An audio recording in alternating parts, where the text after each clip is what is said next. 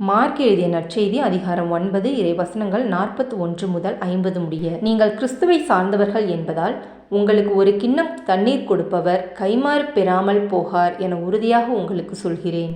என் மீது நம்பிக்கை கொண்டுள்ள இச்சிறியோருள் எவரையாவது பாவத்தில் விழச் செய்வோருடைய கழுத்தில் ஒரு எந்திர கல்லை கட்டி கடலில் தள்ளிவிடுவதே அவர்களுக்கு நல்லது. உங்கள் கை உங்களை பாவத்தில் விழச் செய்தால் அதை வெட்டிவிடுங்கள். நீங்கள் இரு கையுடையவராய் அணையாத நெருப்புள்ள நரகத்துக்குள் தள்ளப்படுவதை விட கை ஊனமுற்றவராய் நிலைவாழ்வில் புகுவது உங்களுக்கு நல்லது. உங்கள் கால் உங்களை பாவத்தில் விழ செய்தால் அதை வெட்டி விடுங்கள். நீங்கள் இரு காலுடையவராய் நரகத்தில் தள்ளப்படுவதை விட கால் ஊனமுற்றவராய் வாழ்வில் புகுவது உங்களுக்கு நல்லது. உங்கள் கண் உங்களை பாவத்தில் விழ செய்தால் அதை பிடுங்கி எறிந்து விடுங்கள். நீங்கள் இரு கண்ணுடையவராய் நரகத்தில் தள்ளப்படுவதை விட ஒற்றை கண்ணராய் இறையாட்சிக்கு உட்படுவது உங்களுக்கு நல்லது.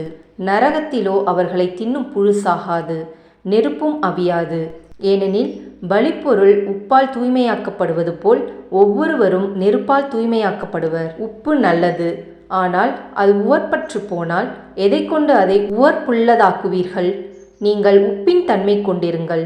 ஒருவரோடு ஒருவர் அமைதியுடன் வாழுங்கள். இது கிறிஸ்துவின் நற்செய்தி. கிறிஸ்துவே உமக்கு புகழ்.